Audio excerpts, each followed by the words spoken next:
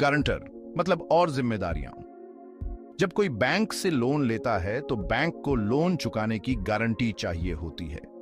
यह guarantee bank को यह विश्वास दिलाती है कि उनका पैसा सुरक्षित है। अगर लोन लेने वाला बंदा लोन नहीं चुका पाता है तो बैंक को अपना पैसा वापस कैसे मिलेगा?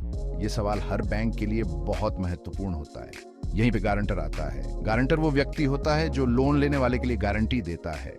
गारंटर लोन लेने वाले के लिए बैंक को फाइनेंशियल गारंटी देता है। इसका मतलब है कि अगर लोन लेने वाला बंदा लोन नहीं चुकाता है तो गारंटर को लोन की रकम चुकानी पड़ेगी। मतलब अगर लोन लेने वाला बंदा लोन नहीं चुकाता है तो गारंटर को लोन की रकम चुकानी पड़ेगी। ये एक बहुत बड़ी जिम्मेदारी होती है। क्योंकि अगर लोन नहीं चुकाया गया तो इसका सीधा असर गारंटर के क्रेडिट स्कोर पे पड़ेगा। गारंटर का क्रेडिट स्कोर खराब हो सकता है, जिससे भविष्य में उसे खुद लोन लेने में दिक्कत हो सकती है। गारंटर को लोन की ईएमआई समय पे भरनी होगी, नहीं तो उसका क्रेडिट स्कोर खराब हो सकता है। ईएमआई समय पर भरना बहुत महत्वपूर्ण है। गारंटर बनने से पहले यह समझना बहुत जरूरी है कि आप किस तरह की फाइनेंशियल जिम्मेदारी ले रहे हैं। ये निर्णय सोच समझ कर लेना चाहिए, क्योंकि इसका असर आपके फाइनेंशियल भविष्य पर पड़ सकता है। क्रेडिट स्कोर आपकी फाइनेंशियल सेहत का आईना होता है। यह आपके वित्तीय व्यवहार और जिम्मेदारियों का एक महत्वपूर्ण संकेतक है।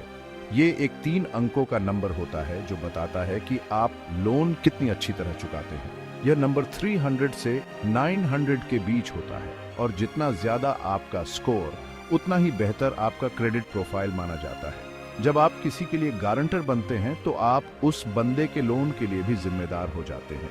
इसका मतलब है कि अगर वह व्यक्ति लोन नहीं चुका पाता तो आपको उसकी भरपाई करनी पड़ सकती है। अगर लोन लेने वाला बंदा लोन समय पर नहीं चुकाता है तो इसका सीधा असर आपके क्रेडिट स्कोर पर पड़ेगा।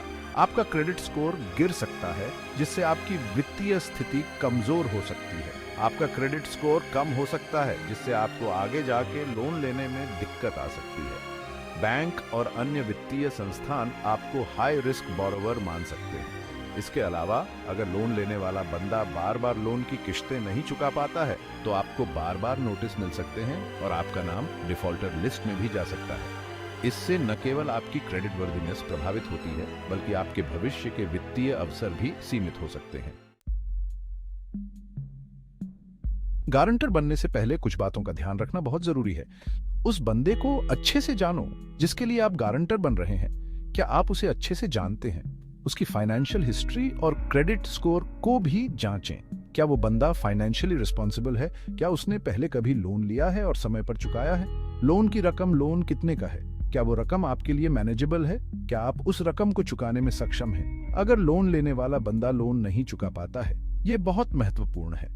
लोन एग्रीमेंट को ध्यान से पढ़ें। उसमें लिखी हर शर्त को समझें। सारी शर्तों को अच्छे से समझें। किसी भी अनक्लियर क्लॉज को क्लैरिफाई करें। खुद के पैसे का हाल, क्या आपके खुद के पैसे का हाल ठीक है? क्या आपके पास इमरजेंसी फंड है? क्या आप और पैसे की जिम्मेदारी उठा सकते हैं? यह जानना बहुत जरूरी है। याद रखें, गारंटर बनना एक बहुत बड़ी जिम्मेदारी होती है। इसे लाइटली न लें, इसे हल्के में न लें। हमेशा सोच समझकर ही गारंटर बनने का निर्णय लें। अगर आप पहले से ही किसी के लिए गारंटर हैं तो कुछ बातों का ध्यान रखें। रेगुलरली चेक करते रहें कि लोन का क्या हाल है। यह पक्का करें कि लोन लेने वाला बंदा समय पर ईएमआई भर रहा है। अगर आपको लगता है कि लोन लेने वाला बंदा लोन नहीं चुका पाएगा तो तुरंत बैंक से बात करें। गारंटर बनना एक बहुत बड़ा फाइनेंशियल फैसला है। यह आपके क्रेडिट स्कोर और आपके पैसे के मामले पे असर डाल सकता है। गारंटर बनने से पहले सारी बातों को ध्यान से सोचें। अगर आप सारी बातों को ध्यान में रखकर फैसला लेंगे तो आप आगे जाके किसी भी परेशानी से बच सकते हैं।